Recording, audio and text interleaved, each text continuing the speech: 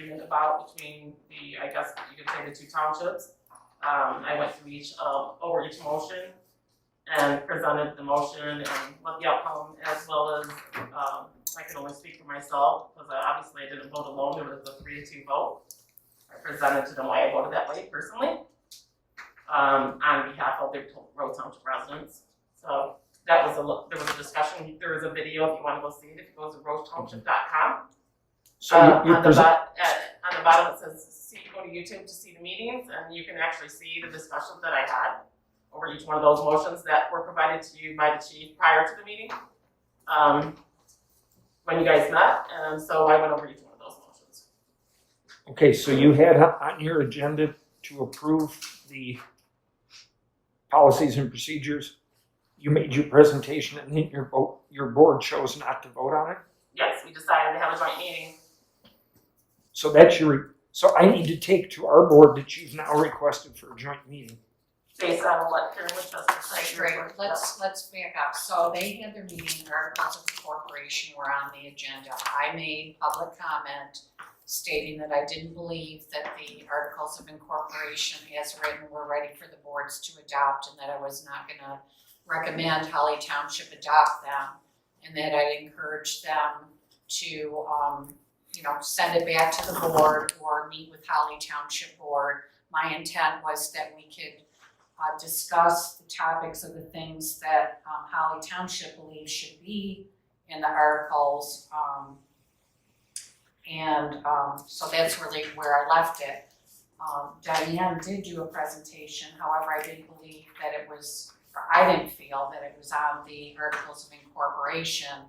It was more on the taxing authority and what the difference is in our opinion. I was just talking about the articles of incorporation. The thing that was on my agenda was the article in incorporation in the NOCFA minutes, because I wanted the board to be aware to why there was some controversy between how people voted and why the motion passed. Okay.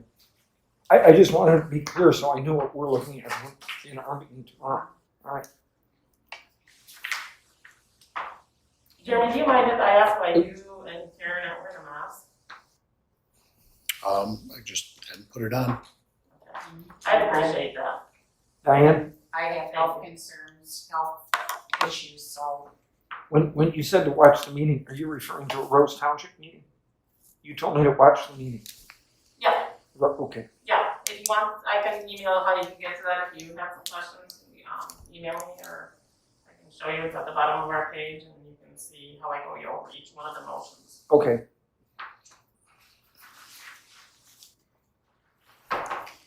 So Diane, I'm still trying to figure this out. So I was present virtually at the Road Township meeting, and sounded like there was a request for this joint meeting, but it wasn't defined what its purpose was. Is your thinking that combined board is somehow going to vote on the bylaws, or is it merely a I guess the only thing that could happen is that the townships, based on that, it's this board that makes the decision, that it would actually have to come to this board if somebody wants to revisit. If that would be the only thing that we could do, even though I have a problem with revisiting some of these motions that we actually voted on twice. So, Can you email me the request for the meeting so I can present that to the board? Thank you. It's mine, I have my public comment in writing, George, I will send to you. And it was my anticipation, my intent was to discuss the articles of incorporation and how they can be written, because if Rose Township passes theirs and Holly Township doesn't, we're right at the very beginning, so we've gotten in nowhere. Okay, this board has spoken. I just want to present. Well, That's what I was going to present to our board tomorrow. But I mean, the only one who actually said not to take it to the board was you, Karen. Everybody else agreed to it. On this board to take it to our board. I just think there's some very important things that need to be in there that haven't been clarified yet. Okay, But we weren't allowed to talk about it, so we're not allowed to discuss it. I have a problem with that. And I think prior to that, we agreed that we were completed and it should go with the attorney and then we were gonna vote on it, but, okay. Okay, anything else on that? No action then. Next, we have new business, the chief's performance review submittal. My submittal was in your packet, and as we've done in the past, unless the board wants to change it, this is just the submittal process, and you guys get your chance to go over it, make your comments, and come back the following month for do you have a date? discussion. Do you have a date that you need it back by? No, it comes to the No, board. it comes to the board. You bring it with you to the board. You have from now until our next meeting to Okay. go through and look at what I've written, form your own opinions, make comments, whatever, questions, ready, and then next month we. Right, okay. And that's February 16th. Sure. Is that it? Okay, then no action on that? Or no, I guess we should move to postpone until next month. The EMS fee, move to postpone what? The chief's performance. All No, it's all it just a says is, submittal, so no action. I just think no that- action, it just says Okay. submittal. Just put it under old business. Yeah, It's easier to take this okay, off. next we have EMS, fee update for 2021. Also in your packet was the EMS fee schedule that our billing company sends out to us every year to compare what the medical insurance companies are paying for medical treatment and transporting. There really wasn't any changes in the ALS, BLS transporting sections or the mileage to that extent. There was a fee increase that the private insurance companies will pay for a treat and no transport, and that's if we go to a house and like somebody called us, we do a workup on them, take their blood pressure, check their glucose, and they decide for whatever reasons they're good, they don't want to go to the hospital, we do a treat and transport if they carry insurance. So I just would ask the board to just approve the increase on the treat no transport fee from $405 to $440. We will add that to our master wage schedule. Motion to approve? Second one, who, I'm sorry. Peter, motion by George, seconded by Peter. Do we need roll call for this? Yeah. Yes, roll call please. Collis, Yes. Stelberg, Yes. Jackson, Yes. Winchester, Yes. Bianca, Yes. Thank you. Next we have recordings of minutes or meetings. Yeah, I'd like to make a motion that any recordings of the meetings, with the exception of recordings that are done by citizens who are allowed to record, or recordings that are done by the recording secretary for purposes of keeping minutes and keeping more accurate minutes, be approved by this board before such recordings take place. I guess my question would be, why aren't we recording all minutes, or all meetings? They should be. From a standpoint of transparency, the school board, the village, the township, everybody records their minutes, or meetings already, right? Is there a second for the motion before we have a discussion? Oh, sorry. I'll support. Oh. Go ahead, George. Okay. Any discussion? Motion by Peter, supported by Diane. Any discussion? I really did get the motions. Do you have it on paper somewhere? I do not. Okay. In general, it's a motion to allow the recording secretary to record for purposes of recording, to not interfere with the abilities of the public to record under current state law, but require a board vote if we choose to record these minutes for other purposes. I am a citizen, so I can personally record, so that's my comment. And I intend to. Are you the one providing the Rose Township new webpage that was created last week for these recordings? I was requested to send that, correct? You were, okay. I was. The IT person told me that, you said we had, that, I'm sorry, that Debbie Miller told me that you said we had to do that, so I was just No, I curious. did not say I thought that. it was interesting that that page was created before the trustees' names were even updated. Well, I had nothing to do with that. I was requested for that recording, and that's the only involvement I had. George, I think your point is valid. We probably should record these meetings. I have no problem with that. I just want the board to agree that that is the right thing for us to do, Okay, and not to just do it. your motion at this point is to not do that My motion is to require a board approval. at each meeting? No, Okay, just then, that we agree that procedurally, we're going to record the meetings as a board. then So can like I- a policy. It's a policy. okay, then, if I may, as part of discussion, why not just make the motion that we're going to record all meetings from this day forward? Now, your motion says, if we vote and agree with that, then the following motion can say, let's record all meetings. It's two motions instead of one. That'll work. Okay, If you'd like to amend that, I can't, it's your motion. anyone may amend the motion. And second it.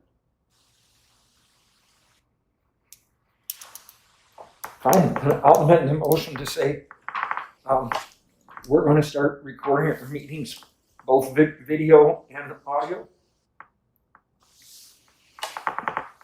And- Support? put them on the NOCFA website, and each township can share them. You want video? Yeah, who's gonna do that though? I can supply the camera We, I second that motion, amendment.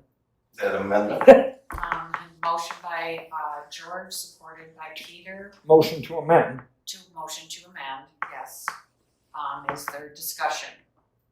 Well, we do it for everyone else, just to reinforce the point, we have to do it for our, so why not? Right. It's no big deal. Sure. We just make it as a policy. As a matter of fact, I used to wonder why we never did it in the past, and, so, you know, if we start a policy, let's Just a do little behind the times. it. That's fine. Any other discussion? Do we have the capability of videotaping? I'm sure we can put something together. That's why I was just asking, Right. do you guys want to video and audio? I have a tripod Okay. with a camera. I'm sure I've got a couple of guys here that are Okay. masters with that kind of stuff, that they can whip together something, maybe mount a camera up there, if this is kind of the stage of how we set up anyways. It won't be anything, fancy, obviously, but, Okay. Do you do any of your trainings like that? yeah, we have, yeah. I'm seeing heads going yes. The bobbleheads are.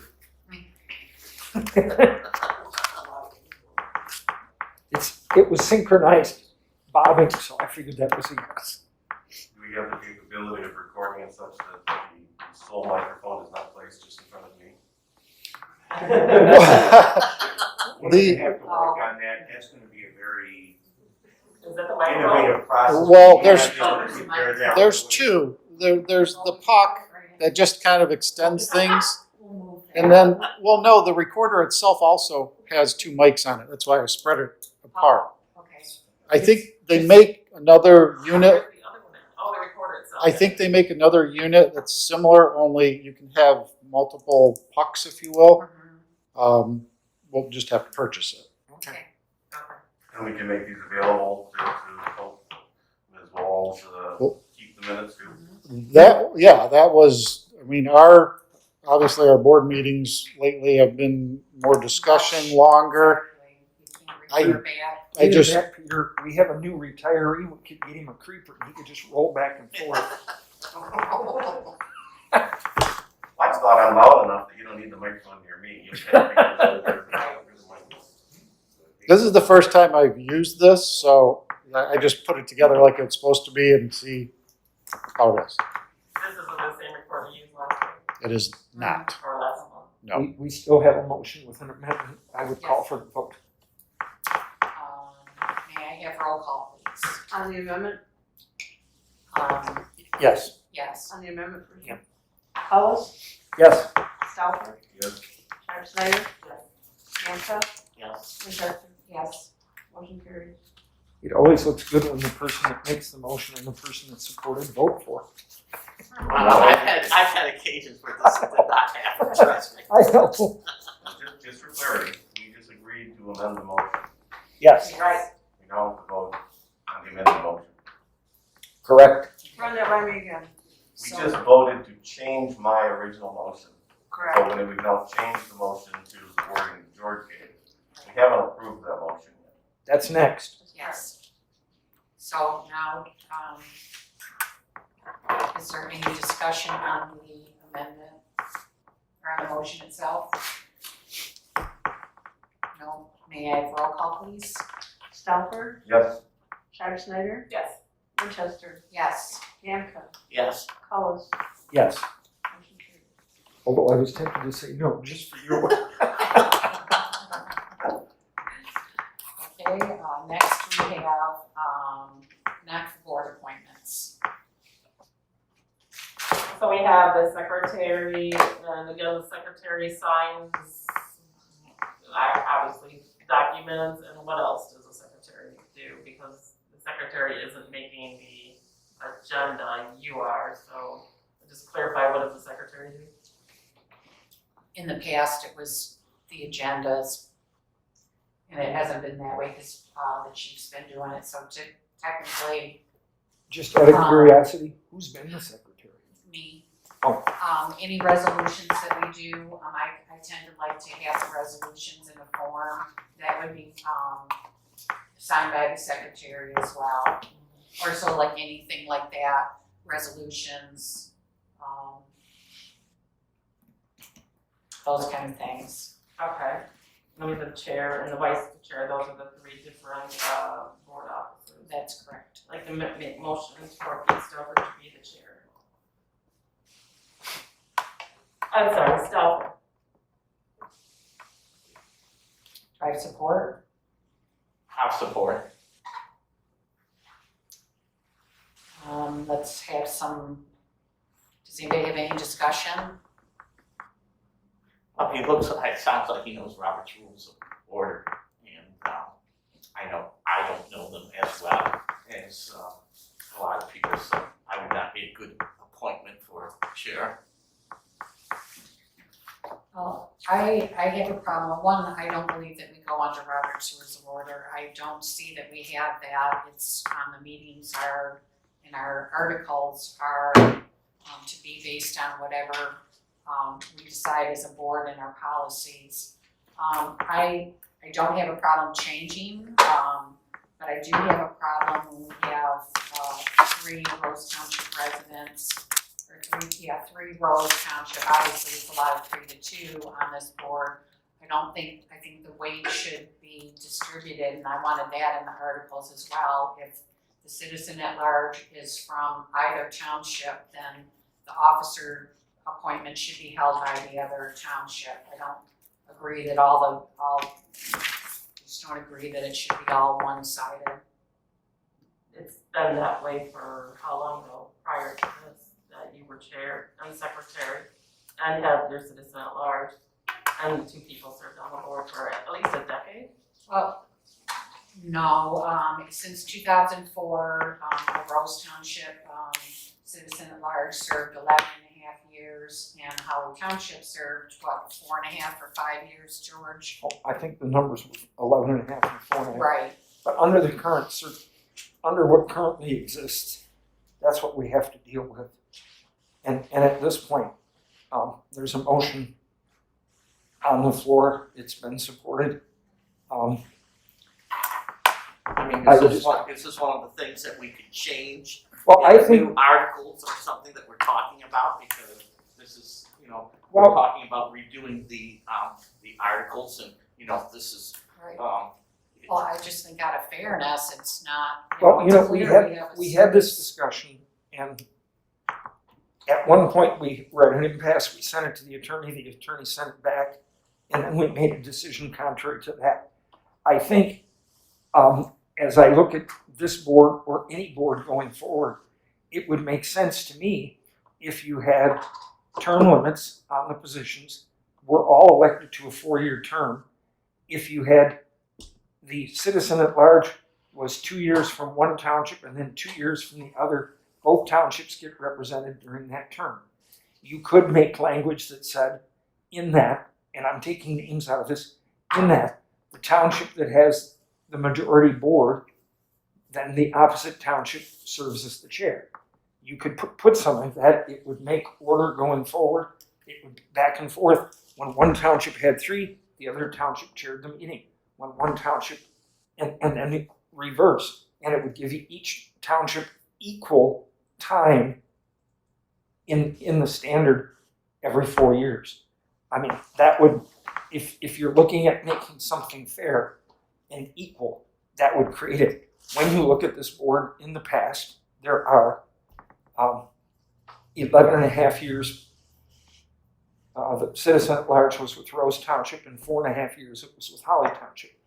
When Diane and I, well, actually, Diane, were you on the board before me, or did you and I come on at the same time? This board. they came in, I came on in 2012. When I came on in 2012, we had a Holly resident from 2012 until Pete took the position in 2019. So I just, my question was whether Diane was on this board. I was for a short time and I served as a trustee as well. Okay, I did I different know. years, I don't know them exactly, but I have served as a trustee when I was elected as a trustee. No, I was just asking if you sat on this board before Yes. 16. She Okay. was elected, it was around 2012 or so. I think you were on our board Okay. for a year or Yes.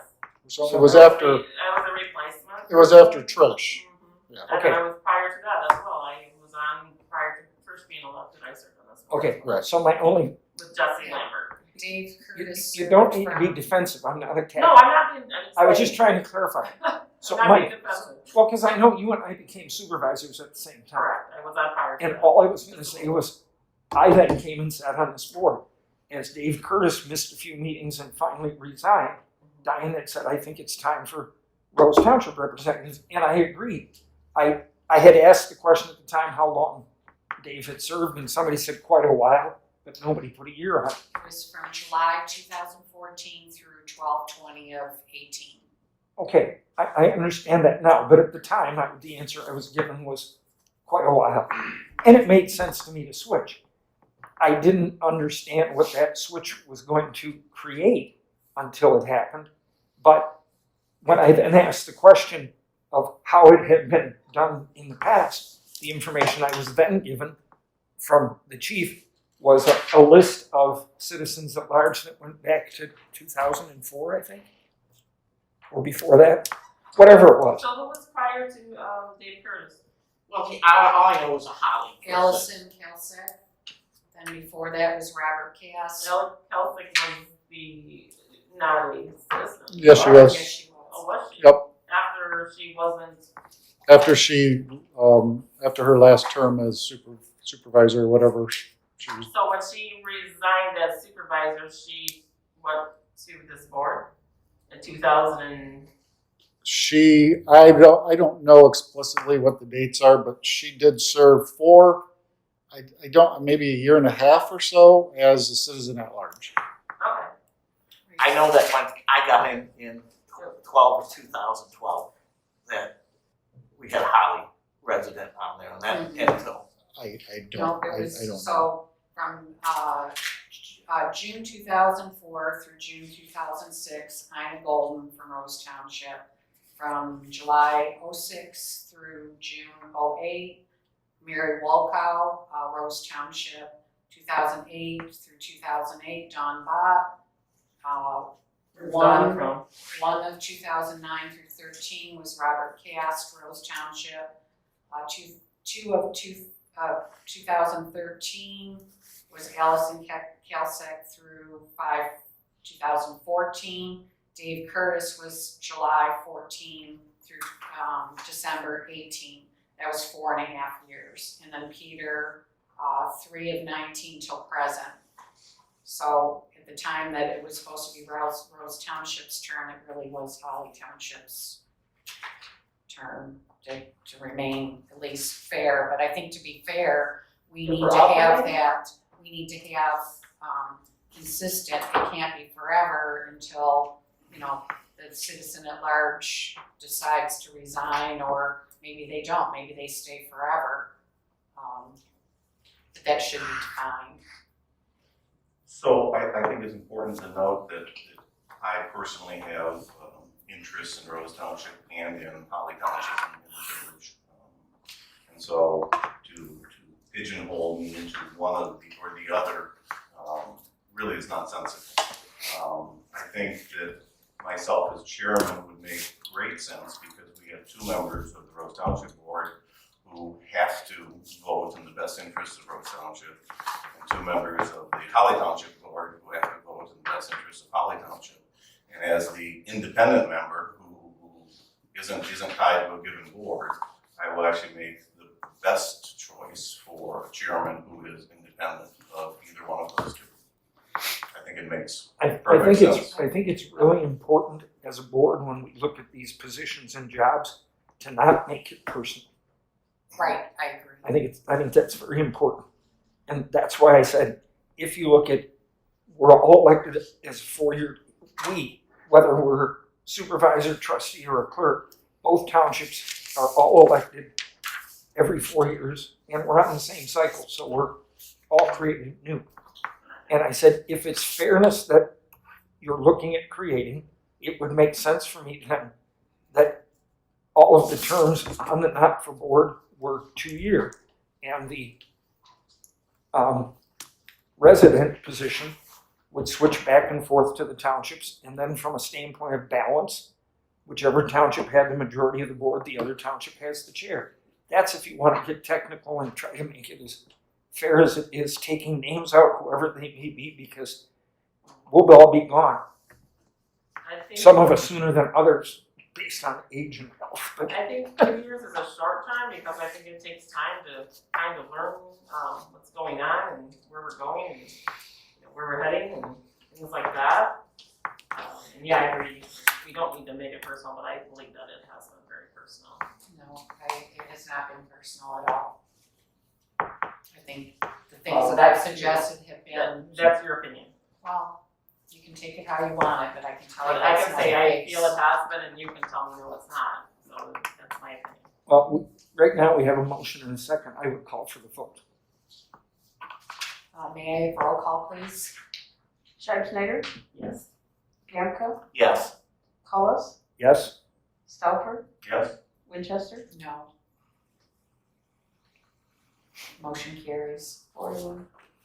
I would like to make a comment that I would like some of these, I think that some of these ideas are good, and I think that I would like to see them incorporated in these articles of incorporation when we're moving forward. I think that when we looked at the articles of incorporation, they were obsolete. They had a lot of incorrect, even from spellings and things of this nature. I think that some of these ideas, I like what I was hearing here. I would like to, when we get together, maybe we can thrash these things out and put them in so that going forward, we can have a more structured way of succession. Now, I went in here in 2012 when I got elected, and I was put on the board because no one else wanted it, all right? I don't know about you people, but when I got there, and when I was reelected in November, and we had, and that's why I find Rose Township, when Diane put me and her up, no one said,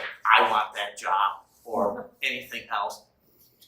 And there was a present in the December Rose Township board meeting where if people says, if somebody said, I want this job and I would take this or something, there was nothing said of that. So, I mean, so any opinions to the contrary was that, so I went on this because I feel that my personally, I'm here to try to help my community. And I think that the fire department is a very important part of our community. And what we're going through, I think that there's gonna be, people have different opinions and we have different votes, and I don't think anyone should take it personally, even though they do. But what we should go ahead and remember that this is for the betterment of Holly Township and Rose Township. Absolutely. And I think a lot of this, I don't see anything wrong with having disagreements, because when you have 5 very different people, you're gonna have disagreements on this. I like the idea of going through and redoing some of these, of the articles of incorporation, so that we can do this going forward. And that's what I was hoping We've by my request. already gone through and redone them to a degree. I think adding to them can always be done going Well, forward. if we're going through all this work and everything, it'd be nice to try to get as much done as possible at this time, because it's instead of it be like putting a new state constitution in or something like this, it's a lot of work, and it just opens up, whenever you open up the articles of incorporation, there's a lot of people there's always special interests and people have things. That's why it's not done at the state level or even the national level, but even these little organizations, my opinion. Okay, well, and I agree. If I could call for about a 2-minute, I just need some more water. I'm having trouble. I can get you some. Well, I'm capable. Well, you're in the middle of discussion. Well, yeah, but you'd have to leave the meeting too. I made some water too.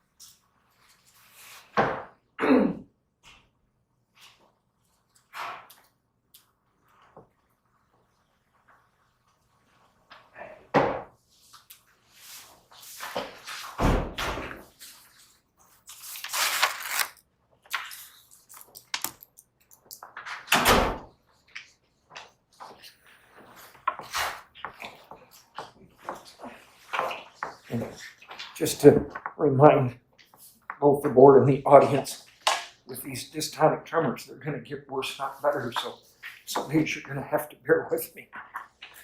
It's a struggle, especially for somebody that's used to being able to talk to a whole room. It's frustrating sometimes, so I apologize. Okay, next, we have vice chair. I would like to nominate George Collins as the vice chairman. Do I have support? I'll support. Okay,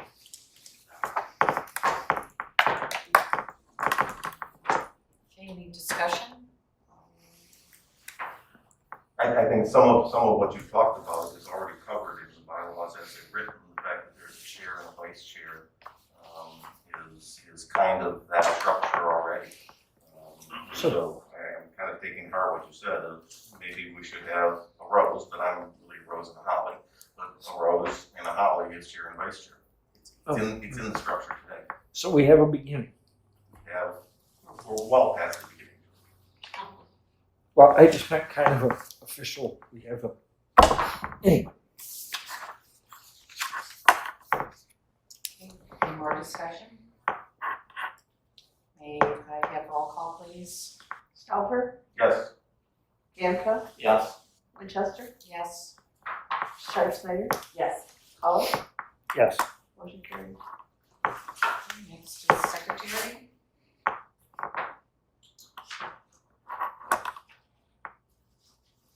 I would like to nominate Diane Scheib Snyder as secretary.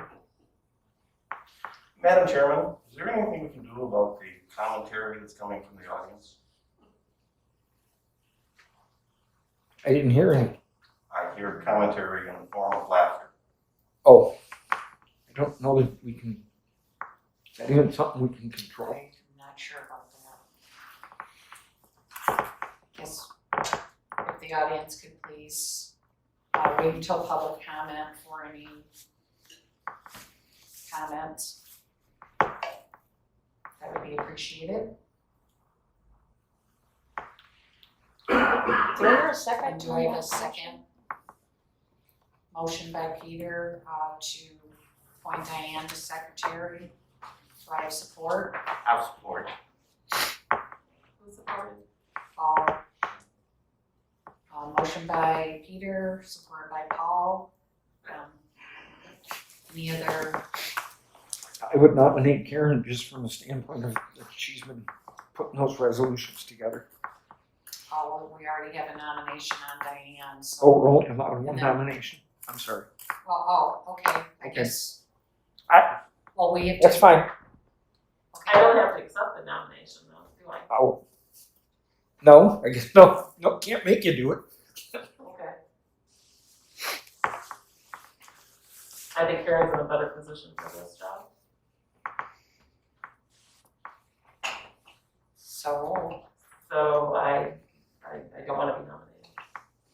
I was gonna say, what is that word you Decline. decline? Thank you. I knew it was out there. alright, motion to nominate, Karen. Chester from Chester. Okay. Second? Motion by Diane, supported by Peter. Do we have any discussion? May I have roll call, please? Snyder, Yes. Stouffer, Yes. Winchester, Yes. Gamka, Yes. Hollis. Yes. Motion carried. Okay, next we have the attorney's letter of opinion regarding the recording secretary. Everybody has that in the packet. Who was it that requested this? Do you remember? I think the question was raised. I think the letter makes it clear. I don't know that we need to take any action. It's just, we all know that we're okay.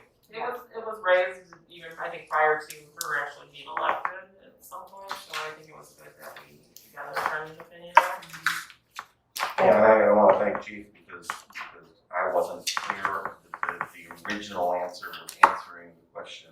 It's kind of ambiguous, yeah. It's kind of ambiguous, and I wanted to make sure that we went back and, as can happen when asking all your questions, we gotta make sure we're asking exactly the question. And your second, request of them was clearer and the answer was clear, and I think we're in good thing. Right, it addressed what we wanted was the Open Meetings Act. When we come- When When we come right And I down to agree, it, however, some people may have an issue with it just because of appearances. Right, That's my understanding. I agree she's not participating, so at this point, unless we have an issue, then I think we should keep it the way it is. we have a response, and I think we're good. The comment I was gonna make when you get right down to the bottom, I think ambiguous is one of the ways attorneys make their money. What? I think ambiguous is one of the ways attorneys make their money. but George, don't you attend your your planning meetings and things like that, where you might have, where you're sitting and you're just listening? I mean, that's what the attorney is stating. I don't know Yeah. how many of your meetings attend, but Well, I can actually that's tell- the same thing. I attend my planning meetings. Our clerk is there. Our trustee sits on the board. I'm there. I'm just there to see what's happening in my township. I've actually had that situation where I was at a planning commission and I wanted to speak and the attorney stopped me because of the Open Meetings Act. And we had to have one of the other two board members leave the room so I could make my comment. Oh, really? Well, the concern was you and I are allowed to make a comment in that situation.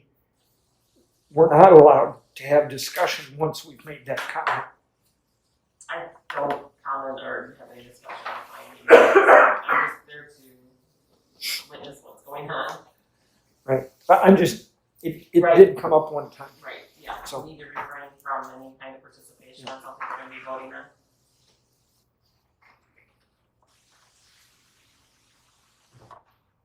Okay. No action on that.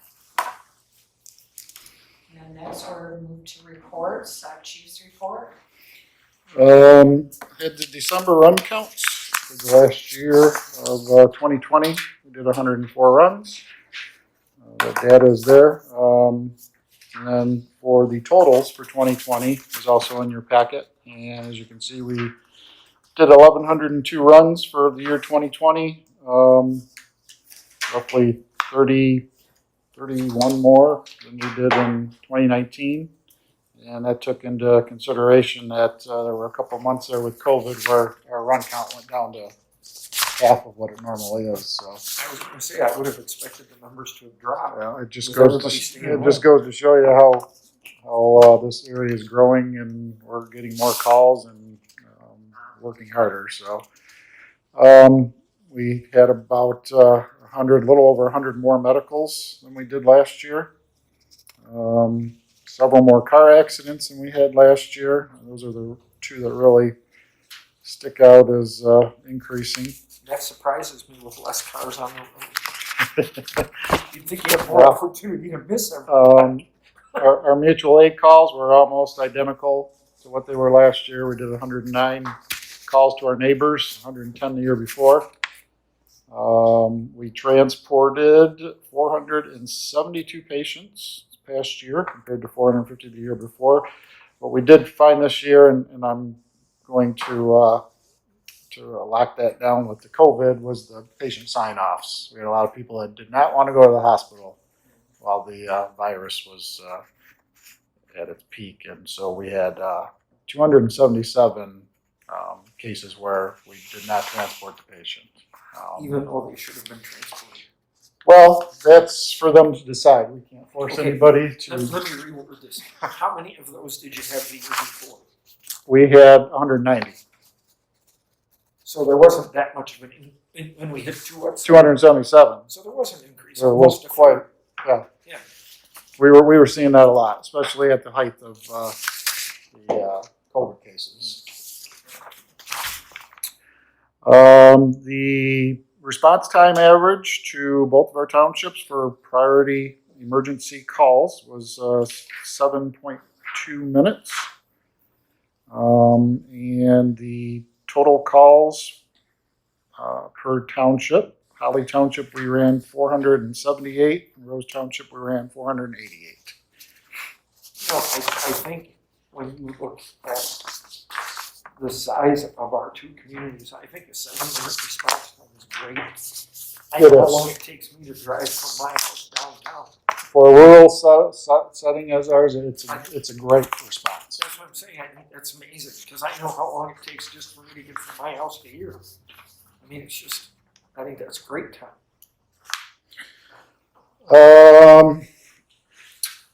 AFG 2020 opened up a couple weeks ago or a week ago. It's got a 1-month window. It's going to close February 12th. We've got our grants ready. We're going to hit submit tomorrow. We have done 2 grants this year. We are resubmitting for another brush truck because we didn't get that last year when we applied for it. It should be a high priority because of the age of our 1986 truck that we have here. So we're resubmitting for that, and then we are resubmitting, or not resubmitting, but we are submitting for power cots.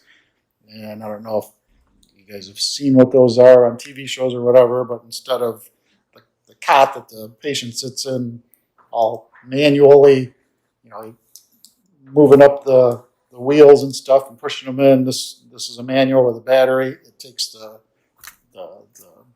aggressiveness of people hurting their backs, lifting patients. So that was to a tune of how much?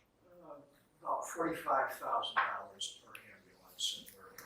They're not cheap, but they are definitely back savers. So we're going to be submitting those tomorrow. So those are on a grant as well. You're applying for a grant to get those. We are applying for a grant to get those as well. Every ambulance that we have. Every ambulance that we have, yep.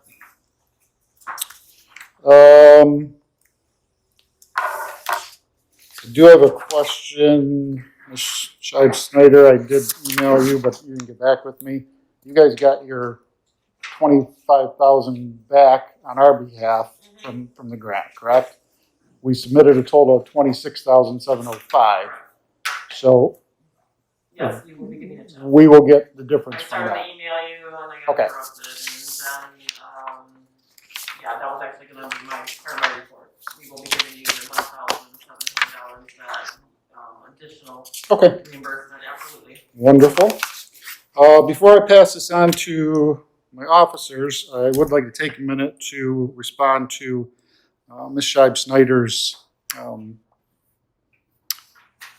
comments that she made at her Rose Township meeting last week. I think it's only fair that since my name was brought into several of the topics that she talked about, that I get my fair chance to respond to them because, in my opinion, there are several misconceptions, several half stories, and I would like a minute to respond to that. I'm not sure. I keep hearing from people that you've talked to that you somehow think I'm out to get you, that I've got some personal vibe against you. I don't know where that came from. However, I was very surprised that you used my name, if you will, on many of your topics that you discussed. I'll just go through them in order. I wrote them down. You talked about the meeting 2 years ago in which we had a discussion on the MERS defined benefit plan. And you stated, again, in your meeting last week, that you had spoken to the MERS rep, our MERS rep, prior to that meeting back then, and that he had told you that he said to me at that time, I told the chief that he was asking for too much. That's correct. Okay, well, I'm actually quite close with John, our MERS rep, and emailed him the next day, and I have his response right here, which says, "Thank you for emailing this. I believe she may have been confused with someone else. According to my records, I met with her and Paul Gampka on May 6, 2019 as a follow-up to Rose Township's discussion of looking at comparisons for DC and 457 plans. I cannot recall the details of that conversation from nearly 2 years ago, but I highly doubt that I would have said that you were asking for too much. I honestly don't recall having a conversation with them about this. In fact, we recently, except for the fact that we recently had moved your plans from a higher cost provider when we changed some stuff back then. You know that I'm a straight shooter. I've never said you were asking too much for anything. We definitely could get an affordable plan in place, as evidenced by the actuarial valuation we completed for you back then, which would be proof that you're not asking for too much." So I don't know. So what Where the I did, I called him, and I had met him at conferences, and we had met with him at some time, I don't know if it was before or after that, but I did call him, and that was the first thing out of his mouth. I didn't share that at the meeting because I knew that you would call him, and I was just doing that, but at this point I thought, because I feel that everything I vote on is being questioned, that is the reason why, or not the only reason why, but he did say that to me. And then he explained what he was proposing besides that, but he absolutely did say that. It's not a lie. Okay, well, he says otherwise. So. Well, I can't remember 2 years ago, but I didn't report him, but nope, it's not a lie. Keeping in the same topic, you also continue to use the phrase that whole defined benefit plan was for the chief's pension. Right. And that is not entirely true. No, it is. But you don't say the other stuff. What's the report or? Well, you don't have to answer. Okay. Well, is it not for you though? Would it not be for you? So at that time, I was tasked through the board, probably a year prior to that, to find ways to increase employee retention. Was I not? Yes. And was one of the ideas that I was developing when we were going through what can we do to increase employee retention? What kind of incentive can we give people to keep them? Because we continue to lose them to other full-time career departments that are union, this, that, and the other. This was something that I had spent several months on, coming up with different scenarios, trying to type different evaluations to save money and to give an incentive for our current employees that was inviting and would help keep them. I at no point in time ever said that I'm doing this for me so I can have a pension. It went across the board for everybody. But the problem I have is when you bring it up, and it wasn't just at the board meeting, it's also the people that you've been contacting behind my back that have told Do me. I need your permission to talk to people, Chief? But Do I need your you permission to talk to leave people? that part of the story out and you say, I don't think I need your permission to talk to he people. was arguing because I voted down his pension. That totally paints a whole nother picture that I'm the one that was trying to be aggressive and make myself out to get a defined benefit plan. And that was not the case at all. Chief, what are you attempting to accomplish by this commentary? Because He's attempting to say that I'm lying, is what he's trying to do. But besides that, I don't know, but I'm not lying. Because I find it, we have commentary from the floor again. Because I'm not sure this is the appropriate venue for this discussion, and I find it troubling that you're commenting on Ms. Schneider's comments without fully revealing what her comments were. And so you're doing the same thing that you claimed that she was doing. So why are you giving the board this commentary? Because if I may finish, I'm trying to paint a picture here and get to a point.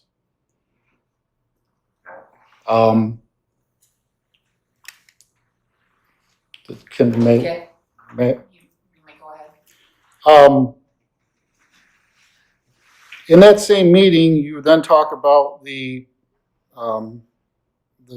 time change that we had, which it was what it was. My point of this meeting was there was a lot of arguing that happened in that meeting, mainly between yourself and Miss Winchester. Okay. It got heated. It got unprofessional. It got sarcastic. And when the meeting was over, I had several of the officers that were there witnessing this that came to me and were like, wow, this is, we haven't seen this in a very long time. What's going on? I called Karen and said to her, wow, that can't happen anymore. That was totally unprofessional. That's not how we conduct our meetings. I wasn't berating her. I was simply telling her that we can't act like this in these board meetings, and that we hadn't acted like that for many, many years. And that when we have debate, it needs to be productive and professional and adult. And that what I had witnessed at that meeting was not. Her response back to me was, yeah, you're right, it got a little out of control. We lost our tempers and so on. I then called you on the phone and tried to explain the same thing to you, at which you didn't see any of that. You immediately went to, oh, he's attacking me for voting the way I did. That was not my intent on that phone call whatsoever. I didn't even get home. I live how many miles from Rome Township, and you had time to call her and call me before I even got to my house? She was here after the meeting, still talking with people.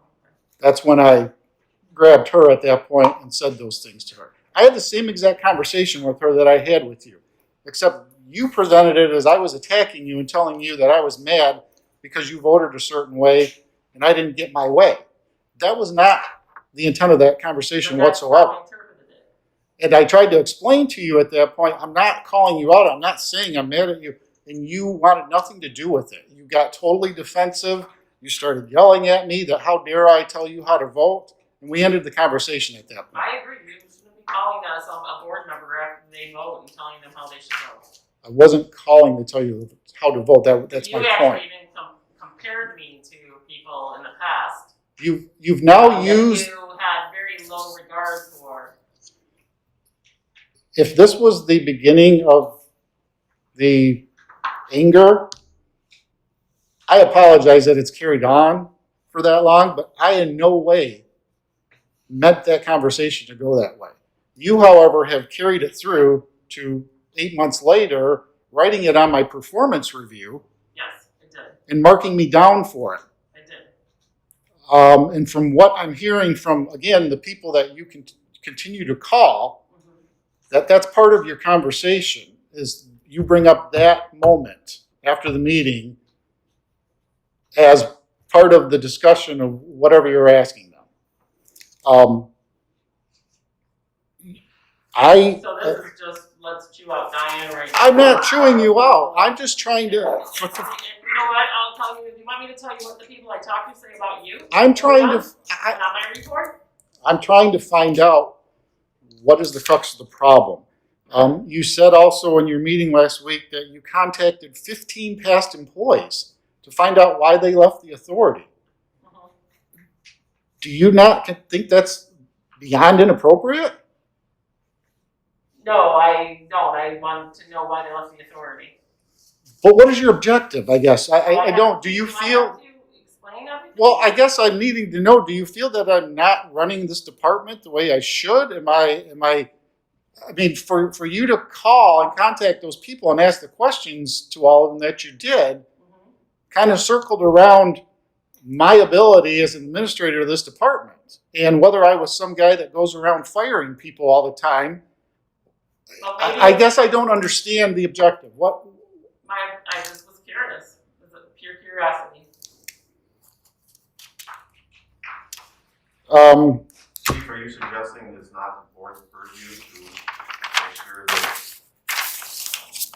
procedures and employment practices are proper? I'm suggesting that to go and contact past employees, asking them why they left the department, asking them what kind of a chief I am and how they got fired and what, or if they got fired.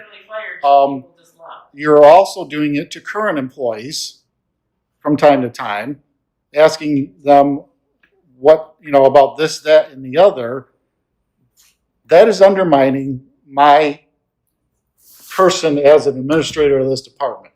Do you think meeting with the Holly Township Board and discussing minutes and making sure that this is pushed forward as far as people who haven't served, even though we voted on it twice, is wrong? See, you keep heading towards this That is not. pointing the finger of me orchestrating something, and I'm not. Excuse me. I had two township members that came to me because I am the keeper of the minutes. You've emailed me over the last 3 weeks several times that you want this, that, and the other. Right. They came in person because they You had didn't several sit down and things. have a long discussion with them about other things? It was just the minutes. They came for the minutes. Yes.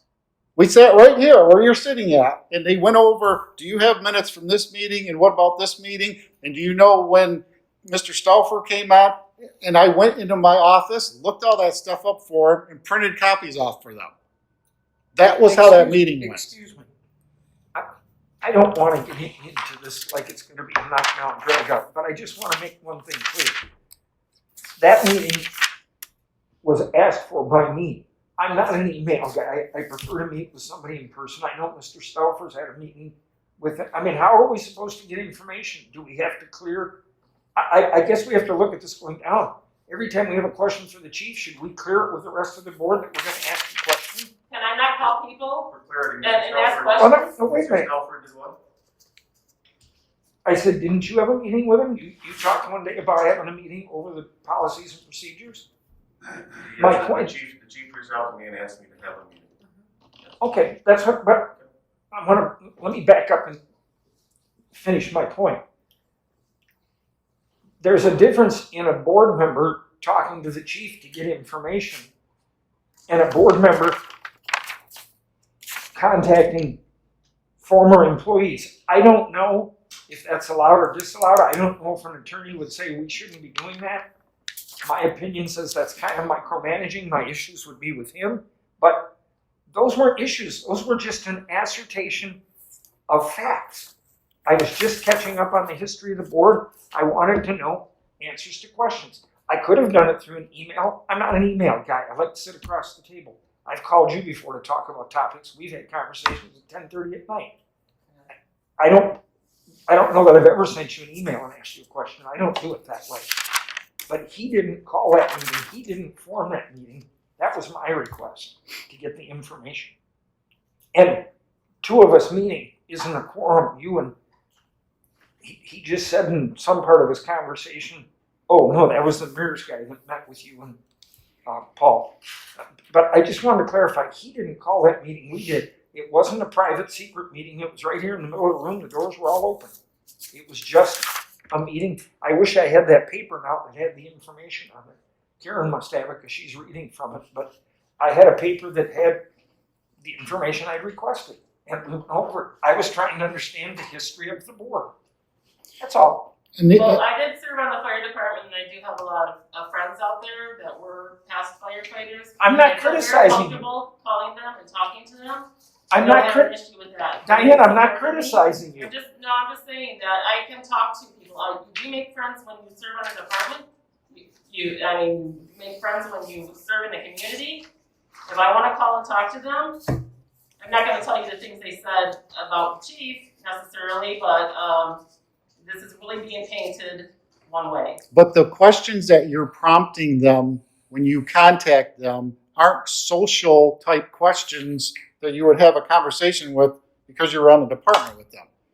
You are prompting them questions regarding how I run a department, why they left the authority, and was it because I did something or treated them unfairly. That's what you're doing. And that is undermining. I ask questions. I think those people just kind of No, that's not true. In fact, I just talked with a current officer who said that you contacted him recently asking those same questions, and he told you, I'm not getting involved in this, and I'm not going to answer those questions. My point is, okay. I know that one. my point is, there's a trend that's been happening lately with you talking behind me, questioning my ethics, questioning my administrative tactics, questioning whatever else. And I think it's ridiculous. I think it's totally out of context for a board member to be doing that to employees and asking those questions. I know you're friends with a lot of people that used to be on this department, but these aren't questions, or this isn't banter that would suggest that you're just contacting old friends and talking about the old days. You're asking them specific questions regarding my ability to run this department. That's kind of just like when you called me after that meeting. You said you called me as my friend, but you didn't call me any years prior to that or since then. But that day you decided to give me a call. Because we hadn't had a Because you situation really- like that you before wanted in a some meeting. discussion about what happened, and I want some discussion with some people that I can reach out to and ask questions to.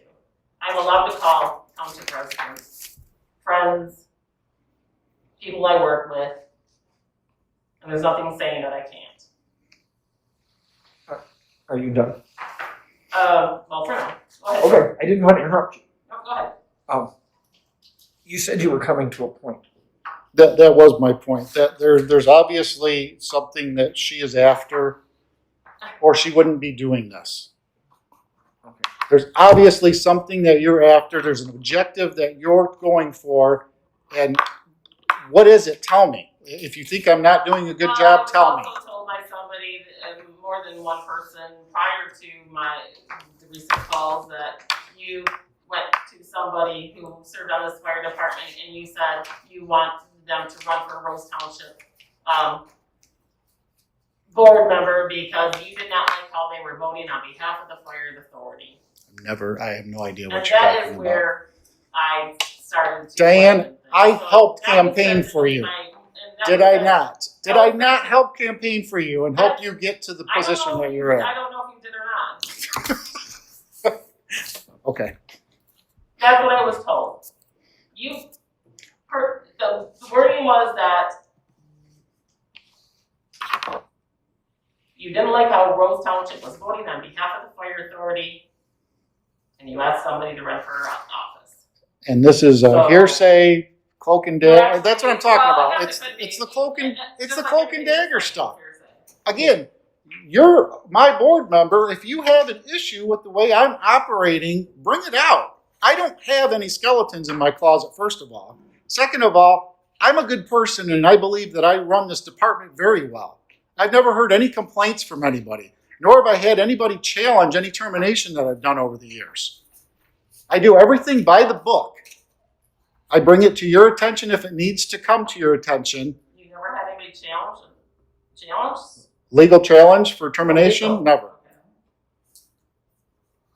My point is, again, you're obviously going down a road to try to find some kind of fault or some objective. I don't know why, but if there's a problem that you feel needs to be brought out, the way that I manage this department or any other personal traits regarding the department, bring them out. I'll be more than happy to talk to you. I actually emailed you 2 weeks ago or last week to sit down one-on-one so we could talk some of this stuff out, and you didn't respond back to me. No, I did not. So Okay, again, this is, I'm bringing the board's attention that I And- feel that there's and an you've issue here. You've done that, it's a part of your report. I don't know that there's much more at this point. And I'd like to say, like I said, that's what was told to me by 3 different individuals, that the chief was looking for somebody to run for Rose Township offices based on he didn't like how they voted on the authority. Who are the individuals? I mean, I'm not gonna retaliate, that's not the person I You am. went immediately to the MERS guy and tried to call me out as a liar. Because I knew that that was something that John would never say. That's absolutely what he said. Well, he got it in writing that he didn't, Well, so. good for him. If I one guess of, he's a liar too then. whoever is still our chair, could we move on? He absolutely said that to me. It was the first thing out of his mouth. Alright, so anything else, Jeremy? I don't know if I No. told anybody else that prior Chief to Smith? this discussion, but I absolutely, it did happen. Captain Seal? Chief Smith has. I'm the sorry, floor. Chief Wow? Excuse, okay. Captain Seal? I do have some comments related to operational.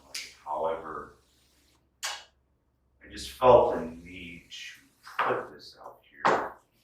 First, I wanted to thank each and every board member for the job that you guys do. Even me? Everyone. Wow. Everyone.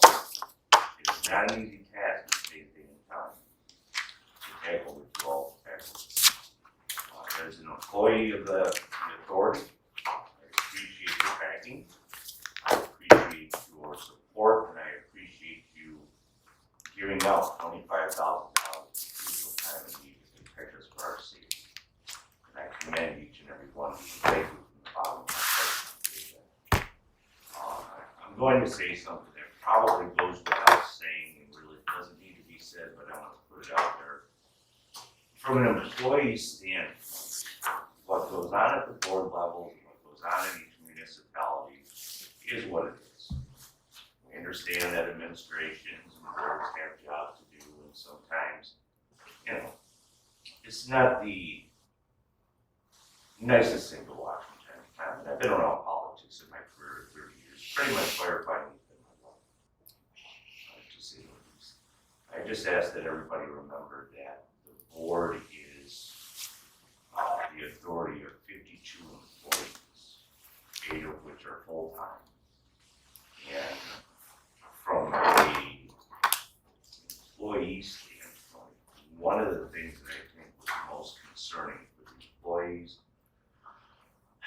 there was a term of dissolution being thrown around in hearsay and everything else. Can you imagine the thought process that we as employees just generally went through with that term? I'm like, oh my God.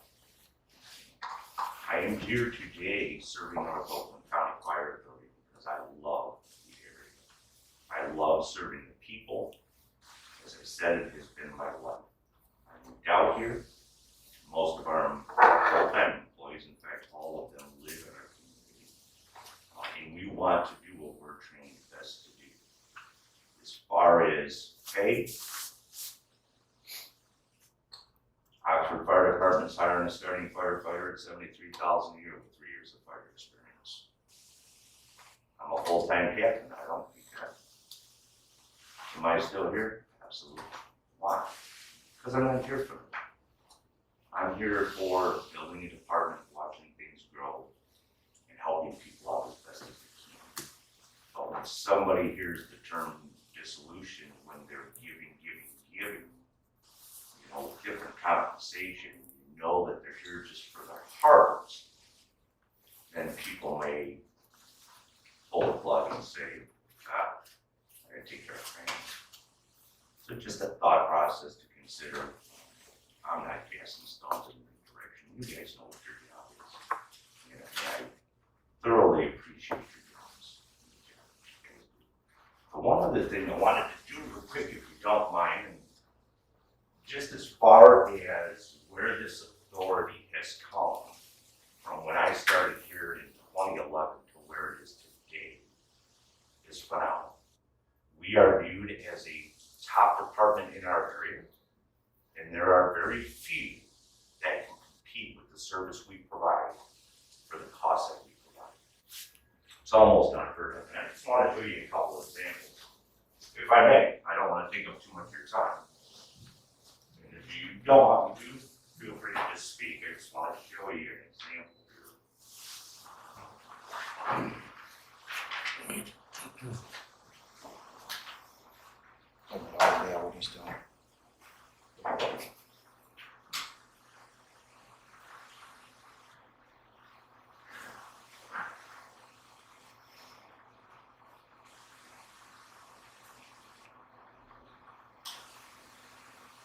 This example here took place last week. It was a 4-alarm fire in Genesee County. For purposes I'm not going to identify too much. But this is the top of the structure. As you can see, it's a rather large home. That's the back side of the house. That's the front side of the house. Somewhere around 11 p.m., this front garage here, the verdict is still out, however, was reported by the homeowner. So that's what I'm giving you. A 5-gallon Home Depot pail of sawdust was in this garage area here. Started fire. Homeowner went to go put that fire out with an extinguisher, ran out of extinguishing material, called the fire department. This street right here that this house is on is less than half a mile from the department's fire station. Okay? Fire station is not staffed 24/7. If you'll notice right here, you see something missing? A fire truck? Yeah, Fire hoses? yeah, all of it. Who took the picture of the whole floor? Actually a neighbor. So I just want to let you know that from that 5-gallon pail of stuff to the fire department not even arriving yet, which is estimated somewhere around the 14-minute mark. This is the extent of the fire travel, just in that 14 minutes. Now you all have, as a board have decided to keep station staff 24/7, thus cutting our response times down on average in an 8-minute part, Chief? No, 7. 7-minute part, right? So it's taking us 7 minutes to arrive. So this is somewhere within the 14-minute mark. First fire truck arrives, you see what you see. Obviously extended up into the roof at this point, not a good sign. North Oakland gets called on a 4th alarm. We show up. This is what we got. This was somewhere, by the time we got called here, I believe Chief was somewhere in an It hour. was over an hour Over an hour. before they called us. We got called. This is a department we do not normally go to. They went to a fourth alarm and they finally got to us, right? Why, may I ask why they did that? Why they did what? Not call us or call us? Why did they wait so long to call us? They generally Well, that's, rely on Genesee County departments. and I don't know that they have the same protocols in place that we do for, Is this our picture? This picture can be found on the public site. No. Is this the picture we took when we got there? No, Oh, that's, actually, unfortunately. we don't stop and take pictures. oh, I Because didn't I know. can take one picture. This is the end result of a 5-gallon pallet of sawdust in the garage. Was it just sawdust? Yes. What does sawdust cost? Sawdust will Spontaneously combust. spontaneously ignite as it's left in the bucket to decompose, similar to mulch. Remember, we used to have the mulch fires because they decompose. We find this a lot in flooring companies. They use the varnish rags and they put them in a bucket, and the varnish rags start decomposing and creating heat and igniting on a fire. That's what I was wondering if there was a Yeah. varnish break in there or something. Yeah, no, very good question, actually. Very good. Were there other combustibles near the, We're in the garage, so we would surmise that there was a lawnmower in there, probably some gas on the storage can, so on and so forth. Now, I present to you North Oakland County Fire Authority. I didn't have the initial arrival picture, however, house, breezeway, garage. When we showed up, within, Chief, 7 minutes. 7 minutes of this structure, with our engine and our personnel, there were flames shooting sky high here and lapping over into the bungalow part of this house, right? We landed, within that 7 minutes, we landed 6, 8 people on scene 6, 8 people on scene, 2 engines, a tanker. with our current deployment that we utilize, which we've transitioned significantly from what we used to be. You can see eventually contained to that breezeway. And the house is untouched, other than smoke. Okay. Case number 2 for North Oakland.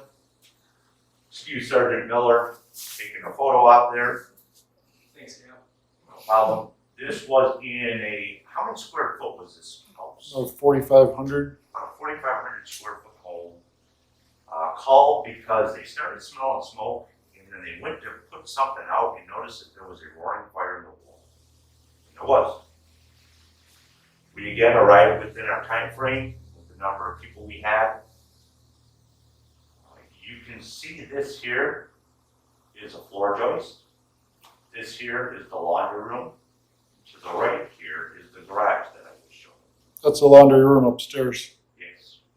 Laundry room upstairs. On the second floor. Yes, above the garage. So what you're looking at here is we are in the laundry room, looking in a bonus room above the garage. Okay?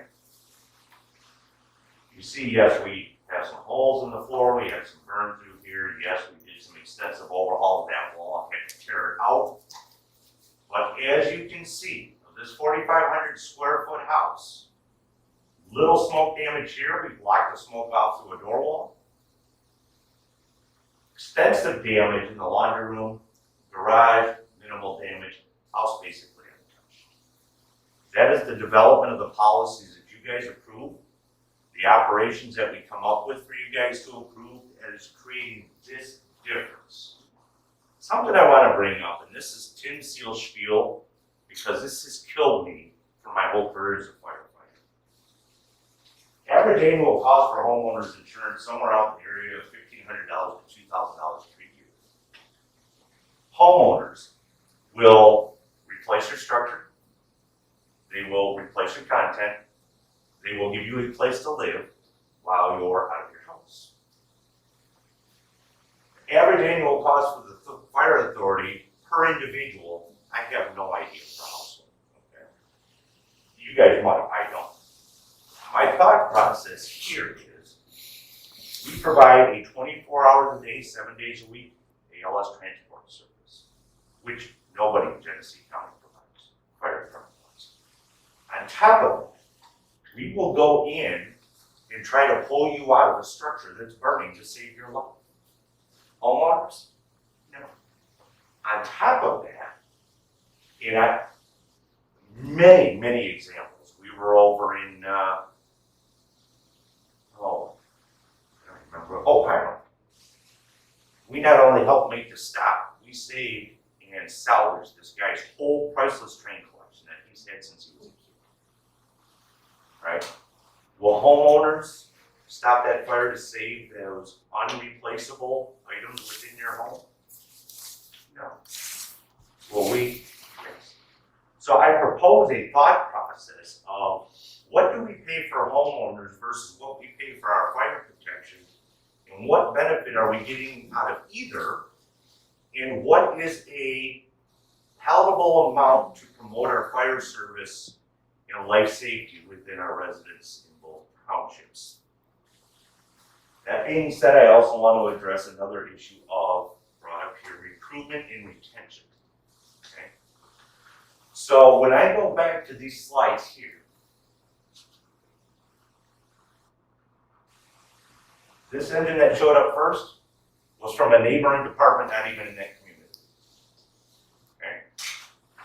Remember, I said less than a half mile away from the fire station, right? Okay.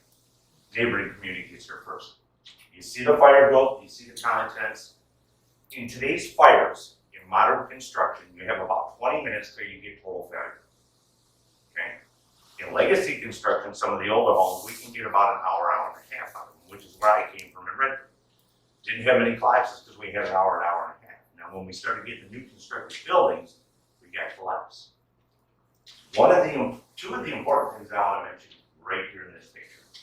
The department whose fire this was, through the whole event, had a total of 6 people show up. Okay? 4 alarms later, still not 24 people showed up. I know we've got urban and rural. Just an example for you, city of Detroit, 20 people on scene within 6 minutes. New York City Fire Department, you don't even want to know. Double that, right? So they throw people on, I get that. The other very important thing here is the host department here had a personnel rate of 51 people for recruitment and retention on the department. That day, total of 15 on the department. Huge problem. Recruitment-wise, in the United States, we are down over 326,000 recruits in the paid-on-call fire service. Next thing I want to bring up, and I'll stop here so I don't bore you guys too much. You see all this going on right here, right? You saw. Go back a slide maybe if it lets me. Yeah. Now, I just want to go back to the first slide. The first? Yes. Now, the first fire slide. Shortly at this point here, you can see how big that house was. When we get into our professional thing, we would say that maybe we have 25% involvement in the structure in total. We do our risk-benefit analysis. We'll risk a lot to save a lot, risk little to save little. What are we going to do here? Is it occupied? No. However, we only have 25% of the total structure involved. Some of it's attached garage. Can we go in and make a stop? Yes. We'll let our operations people do their thing. As you've seen, we've made stops here, right? We'll let our incident command people tell us what's going on the inside. We'll constantly monitor that risk-benefit analysis. So we had a couple crews from a couple different entities go in there, right? Okay? You saw what the end result was. The incident commander outside of the structure, not with NOCFA, made some very poor decisions on fire growth, risk management. I will tell you that a 31-year-old firefighter from another community at 1 o'clock in the morning had this entire roof collapse on him in the stairwell. Wasn't even his community. Went to another community to try to save property, right? He's got a T6 fracture. Okay, paid on call firefighter. So he's out of his full-time employment for now. He has work comp, he's got food to put on the table. That 4-hour night, any idea how much money he made? $52. Less than $100 for what he did. And I will tell you, with the weight of the roof that came in on his head, there's something called herniation of the disc in the brainstem of the spinal cord. He was this far away from compressing his brain to his spinal cord because it went right on top of him. And that is a non-returnable death. There is nothing we can do as medics to return that. So I just wanted to bring things up. I appreciate your time. I just wanted to put that out for you. And again, from the bottom of my heart, thank you for everything you guys do and the decisions you make. Thanks, Dan. That was awesome, Kevin. So can we get a copy can we get a copy of that presentation? Yes, I'm in the process of modifying it as well as Chief Lentz gave me the latitude. The firefighter that almost perished in this fire, I did a 1-hour interview with him with the permission of his chief as well. Just talking about being a new firefighter, what it felt like that day, what went through your mind with your girlfriend at home. Pretty powerful. I'd love to get a copy of that. Use it to help guide the board as we go through. Yep, the only stipulation with the interview, and it's stated in the interview, is to be used for training purposes only, because I'm not here to slam another department, tell another department they need to fire. I'm here to say, hey, this is real, and we need to go home. So, thank you for your time. Thank you. Sergeant Miller, did you have anything? If you don't mind. If you would please the board, I'd like to take one moment to expand on something that Captain Seal said about from the medical side. First of all, I greatly appreciate the board that we have and what you guys do for us. You may be aware that in about the last, we're in the 18th day of the month, 19th day, we've had 5 cardiac arrests so far this month. In the last month, we've had, I believe, 7 cardiac arrests. With unfortunate outcomes for the most part, aging from the age of 3 to 31 to 80. Some of you may be aware, well actually, we'll start here. Go by.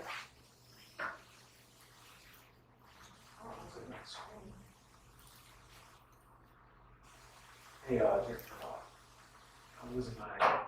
I also, just why he's stuck, I wanted to add that if it weren't for the chief allowing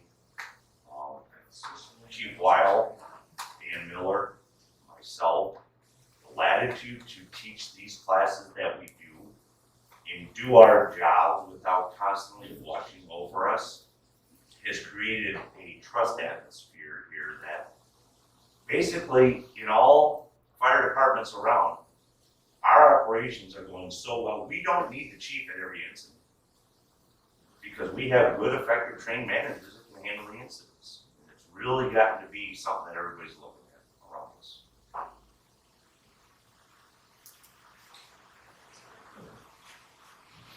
So we'll go ahead and continue with it. Matt, if you get it, you toss that picture up. So real quick, if the board, please the board. This picture is my youngest daughter, and actually Captain Seal's youngest granddaughter. This is Fiona, all right? Now, last month, we had a 3-year-old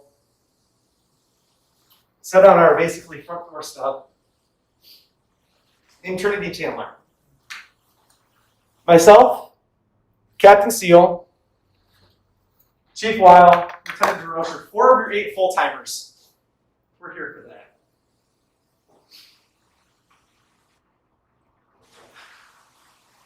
In my career, I've had the unfortunate event of responding to 25 pediatric cardiac arrests. That's more than most medics do in an entire career. I've got 16 years. I've been lead paramedic on 125 cardiac arrest in my career. That's just lead. That doesn't count the other portions of it, the majority of the city of Flint. Excuse me, like get myself back together. The point I want to make, I walked out of that hospital after they pronounced Trinity dead, walked into Captain Seal, and said, I don't want to do this anymore. I don't know where you'll find 8 people that want to do this day in, day out, let alone 50 of us. Some days this job really fucking sucks. Excuse my language. But you know what I did? Took my days off, put my boots down, make sure they were shined, and I came back to work because that's what I do. Because I believe in our townships. And I need your bipartisan support to keep this up, to train the people. The firefighter from Fenton, I taught his EMT class. He passed it first try, passed his registry first try. We are so closely involved in each other's lives and training and trying to keep the recruitment and retention and people who are good doing this job is challenging. We need your support to keep that up. Thank you.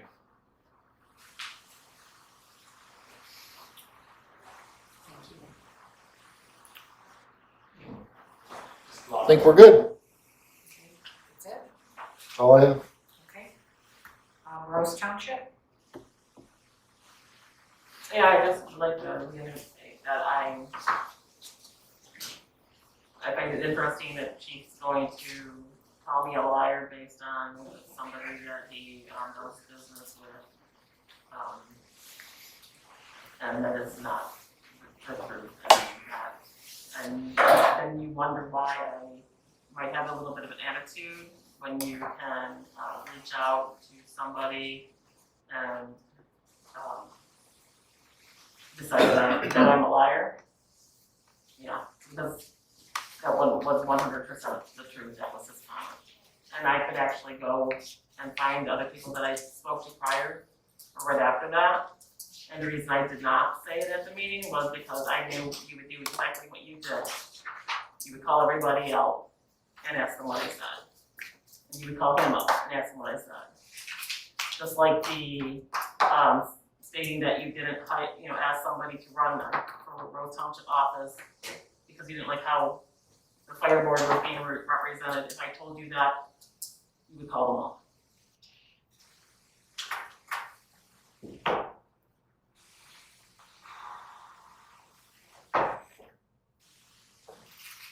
Anything else from Rose? Holly Township? Yeah, so I have two things. At Holly Township's meeting tomorrow night, it's already been stated, we will be going over the policies and procedures for the NOCFA board. The other thing we have on our agenda tomorrow is a presentation from a combination between Hubble, Ruff and Clark, our engineering firm, and McKenna, our planning firm, regarding moving forward with the master plan for the farmstead. That's a proposal that they will make to start the site plan, the engineering process for that property. So if somebody from your department would like to be there to hear that or perhaps pose questions, you can certainly do that. And then the second thing is, this isn't Holly Township as much as it is, I'm also the president of the Chamber of Commerce. And I just want everybody to know, be on the lookout. Tomorrow morning we have a meeting. We are going to be rolling out a program for our merchants to help put a minimum of $50,000 into the local economy. The board will work out the details tomorrow. It might end up more, but that's some exciting news. Be aware of that. You'll be able to buy into that program. We're hoping to have it launched in the next week or so. So that's a big thing for Holly with everything we've gone through for COVID. These businesses downtown, they need all the help they can get. We need them opened up sooner than later. And the chamber is doing their part to help. So please keep your eye out for that. It'll be on social media. Somebody asked me, they said, how do we get that news out to everybody in the township? between the Tri-County Times and the social media and word of mouth. Please share that with any and all residents, your neighbors. Some of you may have homeowners associations. Help us out in getting that word out so that everybody can participate in that program. And let's get these merchants, help get them back on their feet. That's it for me. Citizen at large? I just wanted to thank the board for supporting my nomination for chairman. I think that the board is heading in the right direction. And I think that we have issues that we can figure out how to put aside and to move forward. I think the presentation by Captain Seal was moving. The testimonial was moving, and I think that's very, very important to keep that at the center of our discussions and our decisions going forward. I am troubled by the comment that Captain Seal made about dissolution. I assume that he's talking about dissolution of NOCFA as happened back in 2008 when the village Holly left. That's the second time that I've heard that. The first time I heard that was in my one-to-one discussion with the chief. I'm concerned that that's even a discussion point, because I certainly know from my personal experience, I can't speak for any other member of the board, but from my personal experience, there is no interest in doing that. And I think the strength of the fire department really lies in its numbers. That my personal goal is I wish we were bigger. I wish we included Groveland. I wish we included Springfield. I wish we included the village. And so I'm deeply troubled that concept is out there, and I've got a feeling that that's one of the drivers of some of the disagreements that we've had, because that's in the background. And so I hope we can resolve that going forward. I agree. Well, I'm gonna comment too, is there's been no interest in Rose Township about doing any kind of dissolution. I think that, been on the board since 2012. I see the board getting better. Yeah, there's gonna be disagreements. I think we can work them out. I mean, but there's certainly no interest in Rose Township of doing anything but staying with NOCFA. And, so I don't know where it's coming from. That I don't know where any kind of dissolution is coming from. It's certainly not from Rose Township or anything. I don't know, because no one is interested in doing anything but what we are. And this is my comment. And a comment to that, I don't feel that way. I think that the behavior from the board and some of the disagreements and the strong arming has clearly made it very contentious and is shows that, I mean, we've been through this, I've been through this with the Village of Holly, and this is the way it started. And I think so clearly people have a concern that that's what's gonna happen.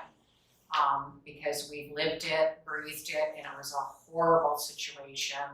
It cost both Holly and Rose Township, I think the first year, about $100,000. So I can see where that's coming, and I hope with new leadership that Peter will go by his word and not be just a Rose Township person, but to be the citizen at large that represents the area, the service area as a whole. I'd like to see this to be a service area, and that the politics of Rose Township and Holly Township be put aside for the best of the fire authority, so that it does stay intact. If it continues, then I'm afraid, like I said, even at the last meeting, where this is headed. Because some of the things that have transpired clearly show or makes it feel like there is other intentions. And So in closing, my citizen at large commentary, I'd like to thank my two fellow board members for putting me out. I think it's also appropriate to point out that Ms. Winchester is correct in that there isn't a call today in the current bylaws for Robert's Rules of Order. There is a statement that says we will follow procedures, but I think the chief actually put in the requirements in the new bylaws to follow Robert's Rules of Order, because those procedures don't currently exist. I think it's important to point out the purpose of Robert's Rules of Order is to run a meeting in a way where the minority is heard. And proper application of those allows us to have proper professional discussions. They're not meant to suppress anyone's votes. And I think it's important that the board moving forward learn how to use those rules in a way that will allow us to be more effective in the work that we do. Okay. Public comment? State your name and address for the record, please. Julie Stern, 1445 Motor Road. The presentation by the fireman was absolutely the highlight of maybe my year. They're doing great performance, their work is great. They spoke about all the issues that should be on the board's minds. He didn't miss a beat. I've had communication with Smith and Jeremy and past, and they're fantastic. They have concise, accurate responses to any questions. They do a great job. The other hand, you people are an embarrassment. The animosity of you people is unbelievable. This is something that goes on with the Rose Township boards. The origin is the supervisor here. The planning commission, there's animosity. The fire board, there's animosity. The township board, there's animosity. There's arguments, there's screaming, the same thing that you have, the bad language that goes on in the township meetings. It's the 3 o'clock meeting time, that's ridiculous. I mean, it's just a way to hide public comment, and the same thing about the virtual meetings. You should have virtual meetings available for the public. And let's see, what else? We got the 3-2 puppets, and that's, she's an effective ruler, and that's what she does in all of her meetings. She ignores, you've ignored legal opinion. You've got Linda Laddie, well-known, and you pay the guy for his legal opinion, and we're gonna do what we wanna do. And let's see. It's personal and animosity, and the dollar amount, we've talked about this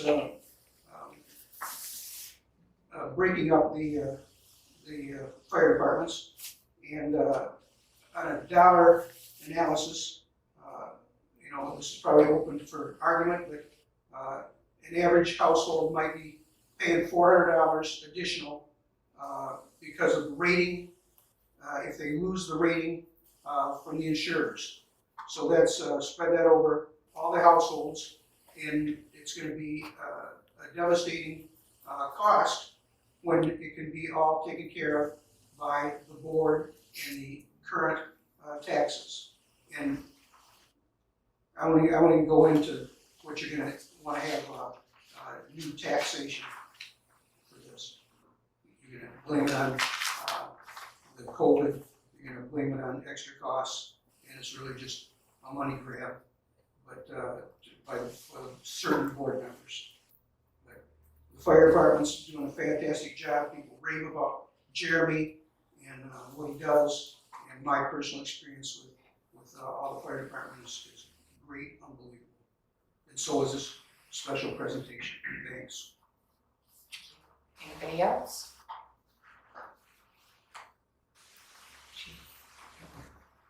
May I take my mask off? Yes. So, these are my personal comments, that's why I refrained from, Matt, name and address. oh, sorry, Matt Wild, Thank 819 Hollywood Drive. Village of Holly resident, also employee of the fire authority. When you're making decisions, you're affecting me personally. When the thought of disillusion is thrown out there, it affects me personally. I have a life, I have children, I have a home, I have things that I pay for, things that I do, things that I like to do, things that I aspire and want to do. One of those is retire. I'm 50 years old. This isn't an old man's game. I'm not old by any stretch yet, okay? Some days, maybe. But I look at these things as affecting me personally, okay?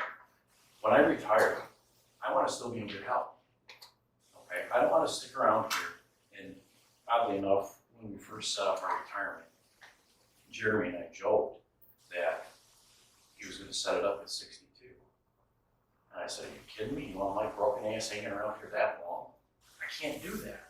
So when we talk about defined benefit, defined contribution, when we talk about raises and retention and recruiting, this is the face that goes with it. This face here, that face there, this one there, and this one here also, and the chief. We are collectively a group, and it affects all of us.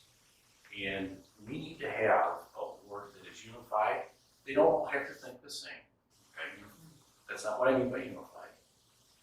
But we need to know that your support is there, so that when I'm making life decisions, I've got something to fall back on.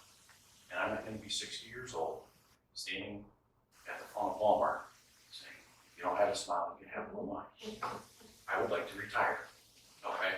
So please, again, my personal comments, my commentary on it, all this other stuff, it is what we do every day. It's not a job, and Diane, you can attest to this because you've done it. It's a lifestyle. This is something that doesn't go away at, well, I was off the clock at 3 o'clock.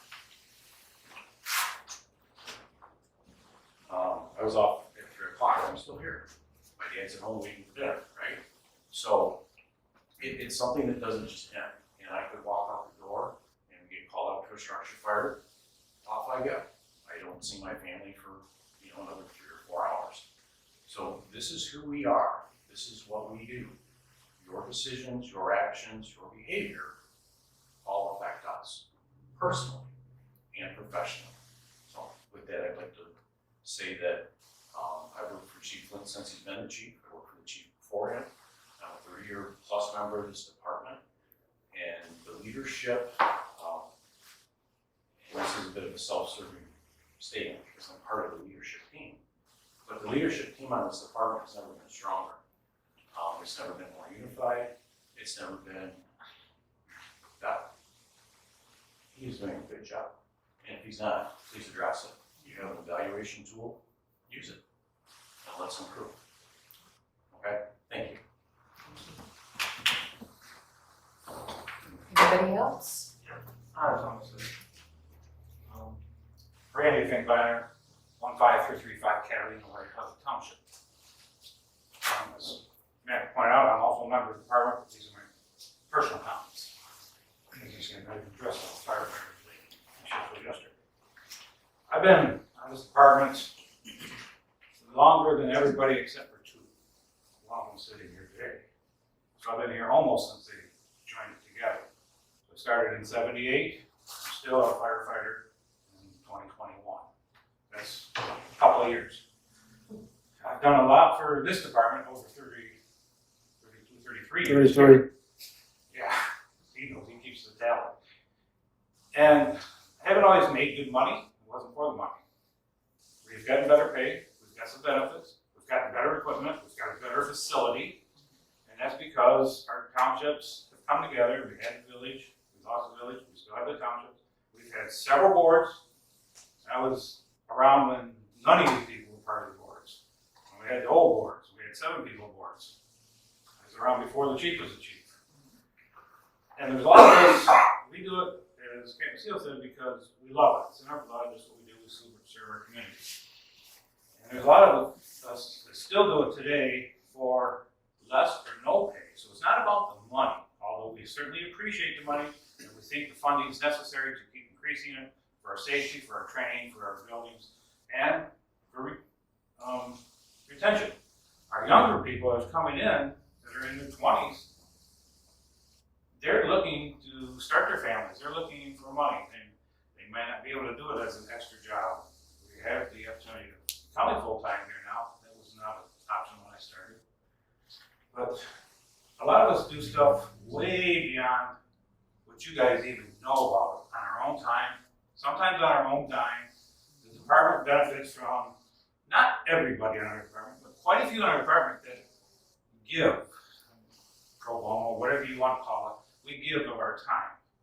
So if we're a $20 an hour employee, but yet we give 100 extra hours in a month, now we're down to $2 an hour, but that's not what it's about. So just know that when you're making decisions, you have people like me. They give extra time without pay. Captain Seals put probably a lot of extra time in above his hours of pay. A lot of our officers do that. Well, matter of fact, I would think almost every one of them do that. A lot of our paid on-call people do that. We're not, every minute we're up here, we're expecting to get compensated, and if we don't like what's going on, we're out the door. And we have arguments, we don't get along sometimes, we have disagreements, but we work it out, and the job is done. But when that alarm goes off, you have everybody in this department that pulls together. You jump on the trucks, and they go do their job. They do their job because we've had this board, and the board prior to you, but whatever differences they have aside, look at the whole of the community. I think Karen mentioned the service area. That's what you're deciding for. Not just one township, although I know you have to represent your township, which also has to represent each other's township because you're part of a board that represents each other's townships. So, as a citizen, I'm going to stay doing it as long as I can keep walking in here and picking up the poles and driving truck and training people. So, just know we're out there. It's not just me. There's several of us on this department that will do the same thing. And we will continue to do it. Just an FYI, Randy is a dying breed because we cannot find that people anymore than younger people. It just isn't there. That's why recruitment's such a problem. And one thing, Randy, you did say was the rest of us don't know, but I do know. I volunteered a lot of time with fire prevention in the I was here when classroom. you came on. I did the state 4-H fair. We didn't get paid back then. I did EMT time there. I'm the one who actually set up the deals where we were stationed there during the race. I'm the one who updated that, went to deals, had discussion, brought in the smokehouse. I tore out the bushes at Rose Township and did the landscaping there prior to the landscaping there. Yeah, I did a lot of volunteer time, did a lot of things that I didn't get paid for. We're out. We're For not the so- community. It's not all about. Because I absolutely understand that. Anybody else? Hearing none, we're adjourned at 4:59.